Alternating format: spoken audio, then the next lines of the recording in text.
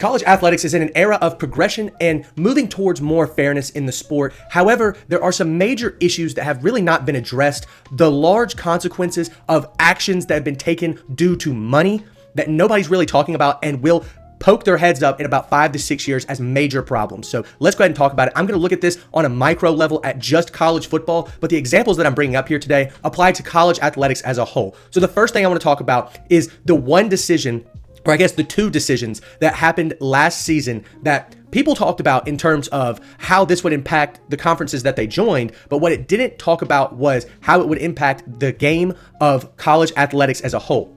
So let's get into it. For starters, USC, Oregon, Texas, and Oklahoma decided to leave the Big 12 and Pac-12 respectively and join the Big 10 and the SEC. Now, of course, everyone talked about how this was going to change the dynamic of football for these four programs. But what it didn't talk about was the fact that 20 million fans, that's what people estimate are fans of Oregon, USC, Texas, and Oklahoma. 20 million fans left the Big 12 and the Pac-12 and joined these two other conferences. Now, of course, we see the Pac-12 completely collapse last season. The only two remaining teams as of right now, Washington State and Oregon State. Now, of course, they're trying to rebuild the Pac-12 and maybe remake it into the Pac-8, but I digress. Let's head back to the main point. So these four teams with massive fan bases leave and join the two main conferences of college football and really college athletics as a whole. The first thing I want to look at is the payroll and revenue sharing for the TV deals for each of these conferences. Let's take a look at them. For starters, we've got the ACC coming in last per team revenue sharing. They're around $43 million last year. The Big 12 was in third place, around $45 million. I think some of the newer teams got a little less than that, but around $45 million on average for their respective teams. And then second place came the SEC, $51 million in revenue sharing from their TV deal. And then the Big 10 is first with $60 million. Now, of course, when you look at this, you're thinking it's tens of millions of dollars. Like, what's the difference? Well, the difference to me is from last to first is $17 million a year. Now, of course, you're thinking $43 million, that's still a lot of money, but the $17 million ends up being the difference maker when it comes to building facilities, having great recruiting visits, reconstructing locker rooms. If you go and look at ACC locker rooms versus Alabama or LSU or Ole Miss's new locker room or Auburn's new athletic facility, they don't compare. They're not the same. And what I think is an issue here is that these two conferences with their individual teams are expected to compete at an equal level. And I don't necessarily think that that is going to be good for the sport in 5 to 10 years. I love the NIL. I love the transfer portal. It's giving players power to move and create situations that are best for them. But the schools managing these like massive, basically salary caps is going to be toxic by the end of all of this. I think that the sport as a whole and just college athletics in general needs to move to some kind of payroll system to create fairness in college competition.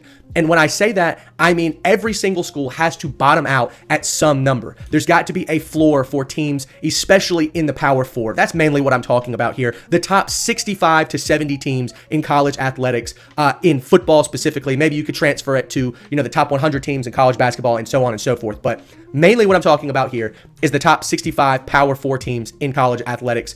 All that being said, let's look at some other problems that are going to arise later down the line. For example, Florida athletics has been a history program, especially in the 21st century. You have multiple SEC championships in a lot of sports, but specifically with football, you had an entire dynasty in the mid to late 2000s. You've seen them resurge in the mid 2010s and then in the early 2020s.